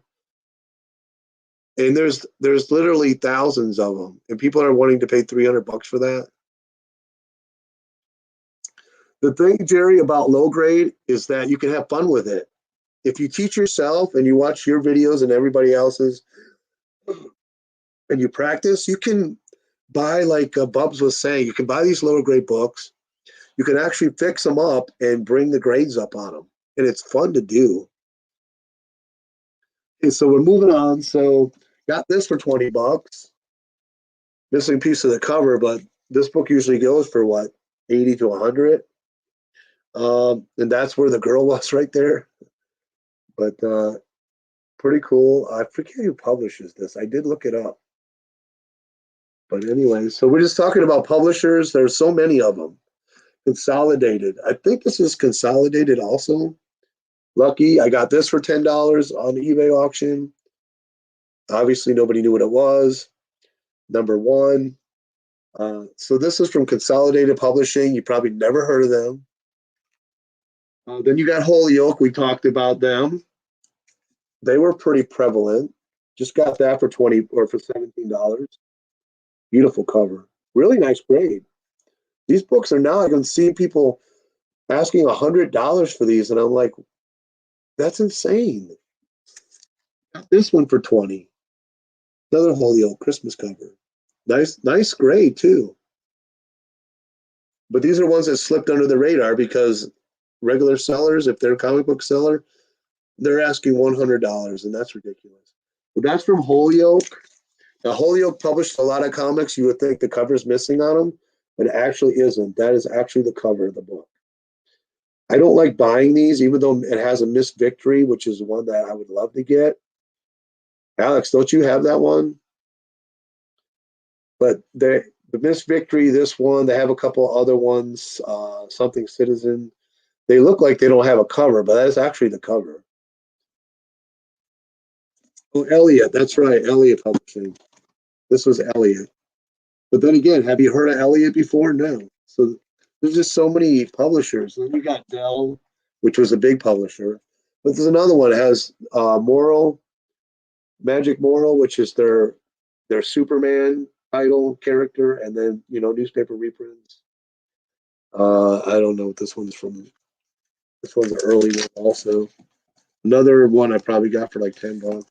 I got tape on the spine. What year is this one? This one's from 1940, so it's pretty early. It's only a year after Superman was introduced. Look, the dude has sandals. He has a cape and sandals. Go figure. I haven't read this yet. Don't tell me about it. I haven't read it. I've seen this one every now and then. It's not as scarce, but you don't see like every day. You won't see one. Of course, Smash Comics. Now we're getting into what Alex said. Quality is a good place to jump on. Some of those books can be pretty inexpensive. This one wouldn't be one of them. This was like a $300 book in low grade. I think this has a first appearance. Yeah, first appearance of Scarlet Seal in here. This guy reminds me of Tony Stark. But you got Bozo the Robot. I just seen a #1 Smash comic for $3,500 on eBay, which was the first robot cover ever. This is from 1940 also. Fawcett, yes. We talked about Fawcett. We're going to show some Fawcett. Before I get into the quality, we talked about reprints. Here's David O. McKay printing, publishing. Now, a lot of you are not familiar with Golden Age. You'll probably go, who the hell is David McKay? And he did a lot of licensing. I think he was the first to license characters for the books. He had Popeye, the Phantom, Mandrake, and these Mandrake covers are tough. But I found a seller who had a bunch, and I bought them all. They're like $50 a piece. This is from 1940. This is the third appearance of Kitty. Back off, buddy. Back off. Buster. So just another David McKay. This is all reprints, but I'll tell you what, Mandrake is really, really good. Lee Falk does a great job on writing that comic strip. This was first appearance of Mandrake in this title. I can't believe I got this. It's one of my grails. This is from 1940. Kitty messed this up. I'm looking at some comments. Harvey does Dick Tracy, Volume 2. We're gonna get there. Oh, Surf's in the house. Hang 10, guys.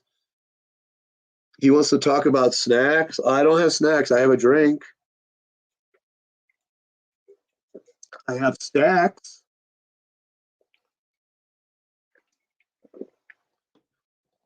Hopefully Kitty won't knock that over. Man K says he has to go. Thanks for joining me. It was a pleasure having you. So just moving on quickly, we're going to go through these stacks of comics and then we'll call it a day. So this, again, the focus of this video is for people that aren't familiar with Golden Age or are wanting to get into it or feel like they can't get into it because it's just a little too frightening. It's really not. It's really not. This is a Grail book of mine, another David McKay, early Popeye. I got this for $40 from 1938. This, like I said, we talked about Gerber guide. I have Gerber 7. So the 10 is the scarcest. 7's pretty scarce. When you're getting into 5s and below, it's not quite as scarce. This actually out of the just happened to get number 22, which happens to be the scarcer one out of the run. And remember, these are huge books compared to later Golden Age books. Look at the difference. David O. McKay. This is one I got from that lady when she sent me a listing for $5. This is pretty scarce. The last 8 or 9 issues of Ace Comics had Phantom covers, and the print run on them was insanely low. And not only that, they got a lot of them got destroyed. So we're talking. I think I've seen 5 or 6 Ace comics with the Phantom in the last 6 years. Yeah, about 5 or 6 of them, and never the same one twice.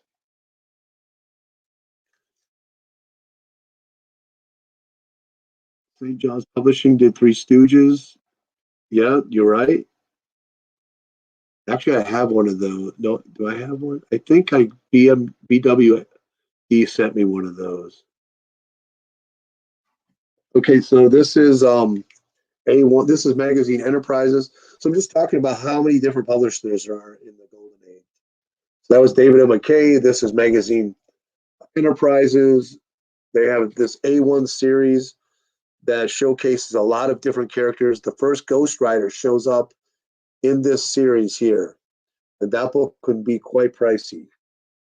There's some Frank Frazetta, and later on the Ghost Rider stuff.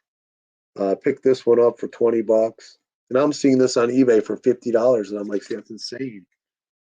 Crestwood, which became home of Jack and Joe Simon and Jack Kirby later on. So it's Treasure Comics from 1945, and I found this in a dollar bin. Prize Comics number 10. Again, this is Prize Comics Superhero, and then you have the rest are newspaper reprints. Thanks to Superman. This is a World War II cover also.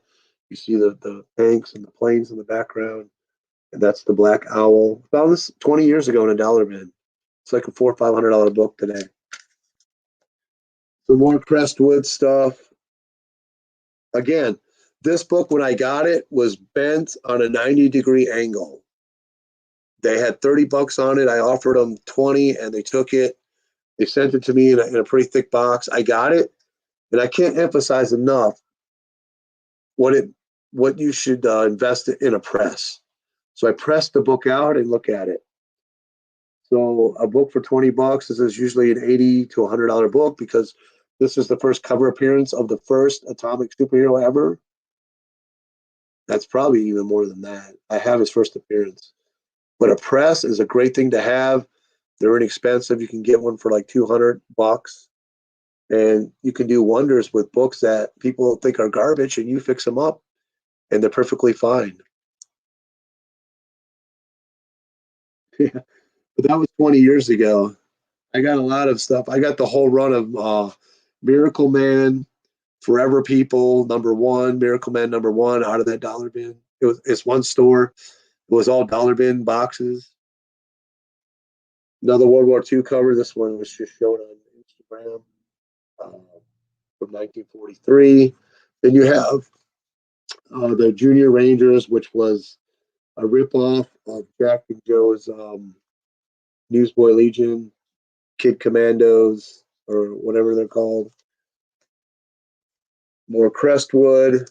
Then you have Leo Gleason, who did Daredevil. This was a gift from Charlton 66, Daredevil number 28. Now, I almost got a Daredevil 20 for $20, but I slept on it because I had to make an offer, and I made an offer instead of just buying the damn book for $20. I'm telling you, you want to get into Golden Age, you can find really great deals if you look hard. Thanks to my buddy DS Comics. Tom showed me this auction, and I won for $30. Really nice grade Boy Comics number 27, 1946. So these are Lev Gleason cover or comics. Then you got Street and Smith, who was a pulp publisher. They got into comics. They did Super Snipe. They did The Shadow. They did a lot of other stuff. Christmas cover. This is another Street and Smith. So I'm just telling you, there were hundreds and hundreds of publishers in the golden age. And I can't emphasize enough that this video is for you that want to get into collecting golden age and you feel like it's a little intimidating. It's really not. It's easy to do. There's tons of channels to watch. People on Instagram, anybody on Instagram who collects golden age would be happy to talk to you if you send them a message. I found this at a flea market for $5. This is a feral comic. It's pretty scarce. I have seen one other one, but that's the only I've never seen them. I've only seen this one and one other one on eBay and never seen one before. Funny animal, Christmas cover. Really thick too. Again, flea markets are a great place. I don't find tons of golden age, but I have found golden age at flea markets for cheap. I think I found a Blackhawks 27 for $20 and a really nice grade. And then this one is Fact and Fiction Publishing, Mort Meskin character. Who's heard of Fact and Fiction Publishing? Nobody. It's just so much. There's so much in the golden age. Beautiful cover. Look at all the faces in the background and all the detail.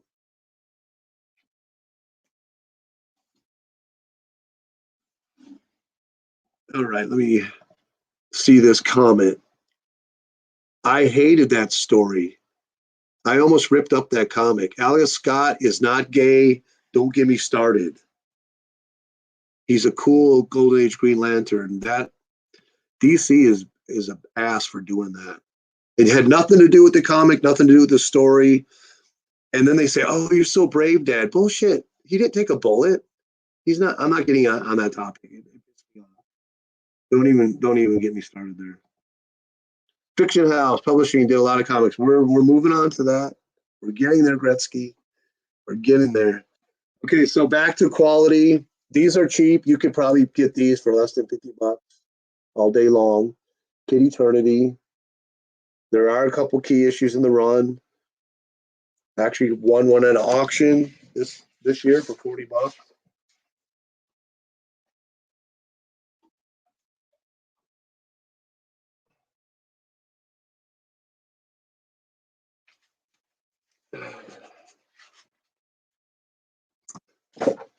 I didn't think I was going to win this for 40.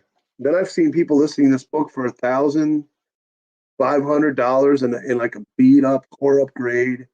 Another guy listing this for 1,000, saying it's so scarce, never one been on eBay, but it is a cool cover. That's from 1949. This happened. I happened to get this for $20 from a non-comic book seller. I thought, oh, I don't have an Ibis. I'm happy to finally find one for $20. I saw an auction when this book in this grade went for over $200. I was like, I can only determine it's because of the bondage on the cover because I couldn't figure out why that book went for $200. There are a lot of those collectors out there, like they're women in chains or ropes on the cover. So like I said, you can find stuff from non-comic book sellers for cheap. They get lots. They just throw it up there. They don't research. They don't care about like trying to squeeze every penny out of every product. They just want to move inventory. I find a lot of sellers like that. I get a lot of books like that cheap. So we're just getting through quality. Another one you can, like I said, you can find these.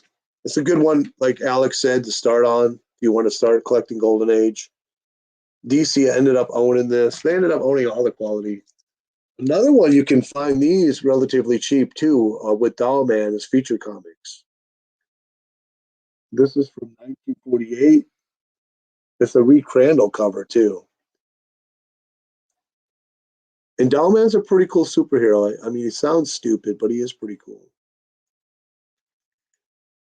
And then you got Harvey, of course. There's like hundreds and hundreds of publishers in the Golden Age. We got Black Cat, Thrills Up Tomorrow, which is a horror title. I think it's a reprint. Also, I forget who did this one. Oh, this was a panel out of a Black Cat comic. They just blew it up for the cover. And then you got some Green Hornet, which is Harvey. Everybody knows who Green Hornet is. Then you got Columbia, the movie studio, actually published their own comic too. Big Shot Comics, 1941. They had a few different titles, like 2 or 3, not too many. Skyman was one, and then Skyman appears in here. This is from 1941. You can see this has some amateur restoration on it right here. I tried looking at removing that, but it's if I remove it, it will ruin the comic. It's got Charlie Chan. Here's another one. That's number 8 from 1940, Christmas cover. These books are huge. All right, Jerry, take care. I'm about to wrap it up. I'm just going really quick through this just to kind of show that there's just so many publishers. And here's another one. I mean, this is, I don't even know who does this, what publisher, but it's just an odd Golden Age book. I think I picked it up for $20. Top Secrets. I think it has 3 or 4 issues in the run. And that's number 1. I picked this one up. This is a Carlton publisher. And this guy doesn't even appear, Milksop, he doesn't even appear in the comics. It's just a one shot. Somebody wanted to make some quick money in the Golden Age. Then you got your Fox comics. Super, super low grade, but if this book was in nicer shape, it'd go for a lot of money. I think it's missing the centerfold. Picked it up cheap. It's a cool romance cover. And then Famous Crimes, another Fox.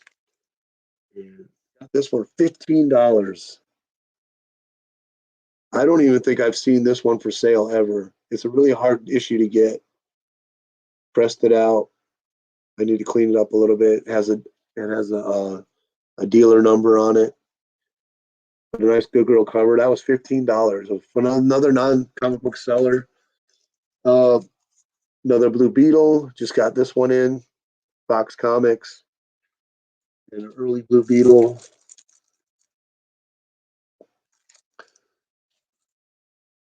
And then I guess got this one in. This is an LB. This is Novelty Press, so it's another publisher. This was, I think, I paid $20, but it's an LB Cole cover, an LB Cole story from Tony Gale. Really cool cover, low grade, but just cool to have. And like I said, you want to get into Golden Age, you don't have to spend a whole lot of money. So this is a book that I bought years ago. You probably can't get this one cheap anymore. It's called the Harry Chesler publisher. And it has no number or no date in this book at all. Just a cool World War II cover. And these go for quite a bit of money now because people realized what they were. A couple of years ago, people didn't really know anything about this. Just got this one, another Harry A. Chesler book. This is a one-shot. This book is actually pretty desirable. People actually want to pay money for this. Harry Chesler had a lot of superhero. Actually, he ran a big studio where he hired a lot of the great artists of the Golden Age. So, just moving on quickly, just to prove that there's just so many publishers. Standard Comics. I think I got this off eBay for $50. World War II cover again, another ripoff of Joe and Jack's Kid Commandos or Newsboy Legion. This is a Commando Cub.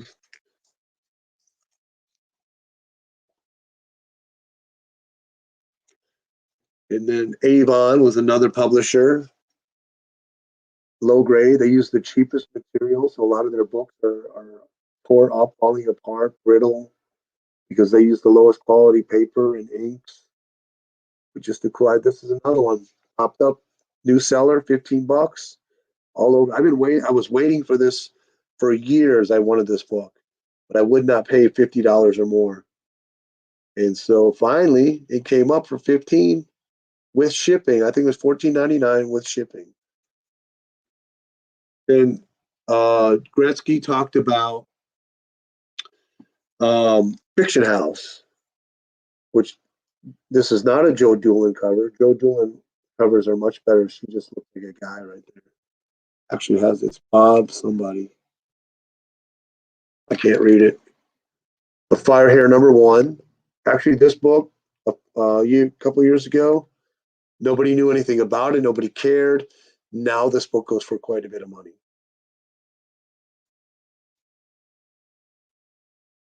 Another one, Sheena. So you Sheena's in Jungle Comics, Jumbo Comics, Sheena Comics. This is a Matt Baker cover. And you can, if you really look hard enough, you'll be able to find these at a really nice price and nice grade. There's a lot of these out there. The Planet comics go for a lot of money. Some of these do go, but you can find sellers that are willing to let them go for 30 bucks in nice, decent shape. Back to Columbia again. I don't know why. I'm sure all these. Okay. So last of the books, we're going to be wrapping it up.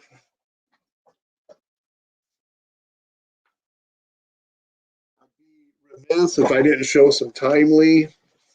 So this is Timely Comics. It actually has a Hitler story in it. Got this pretty cheap. They didn't know what it was. This book can go for quite a bit of money. So you see Hitler's right there. The Widget Witch. And Hitler appears throughout this story pretty prominently.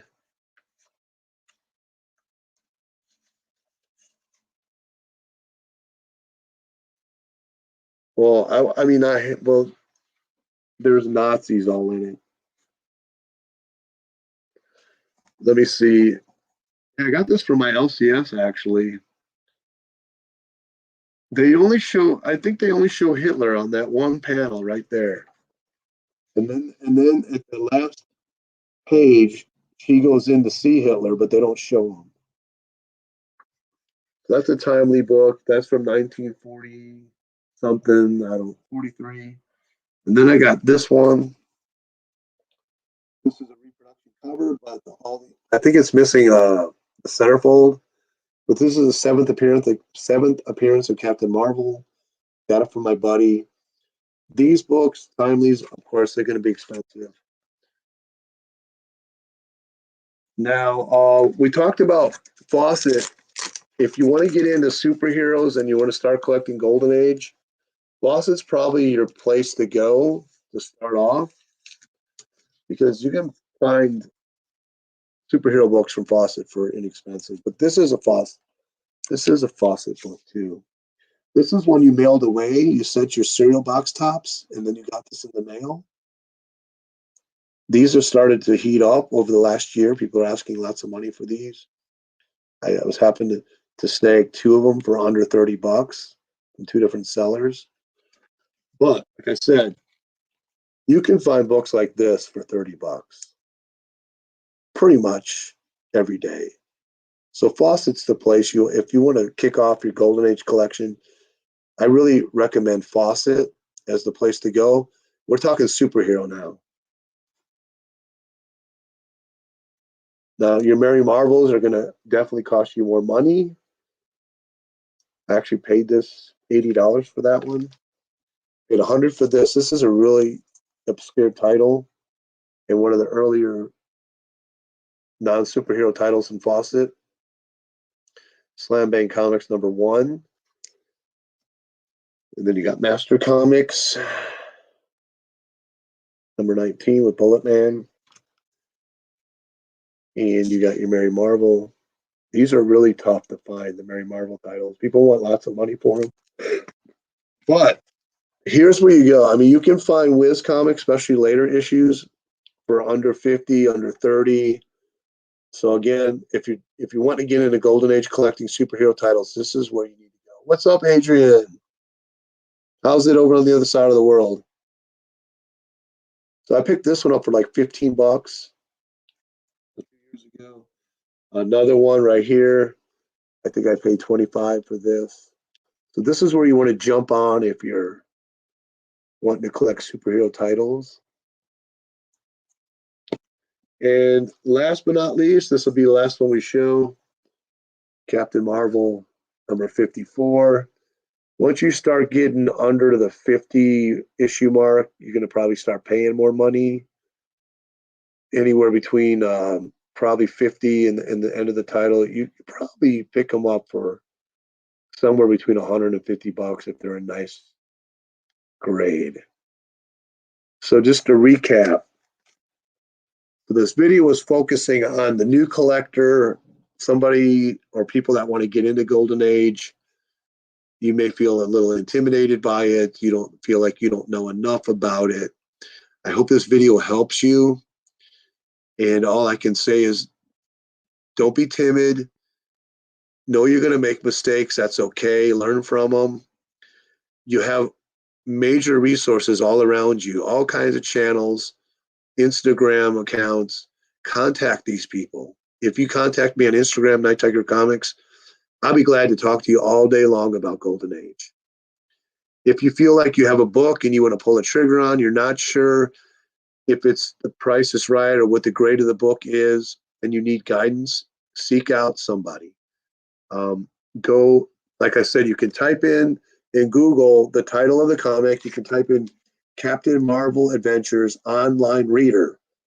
The website will come up and they'll have scans of every issue, and you can check page counts. Contact sellers, ask them about the book. Can they send you more photos?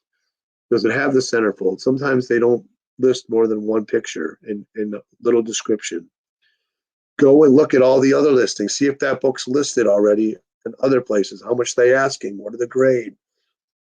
Do the research on it and then pull the trigger. Put it on your watch list and wait, and don't be impulsive.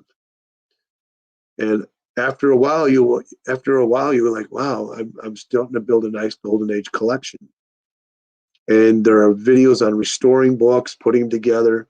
That's another way to get some books is look for the cheaper stuff that's it's messed up. Can you fix it? Can you press it? Can you add some archival tape and reattach the cover? So that is just what this video is about. I hope you enjoyed it. I hope it helped you. I'm so grateful for everybody who joined here today. A lot of great channels, a lot of great people. Everybody is inspiring me to learn different aspects of collecting. We all have our comfort zone. I love the Golden Age. I love discovering new things. So my last thoughts are going to be this.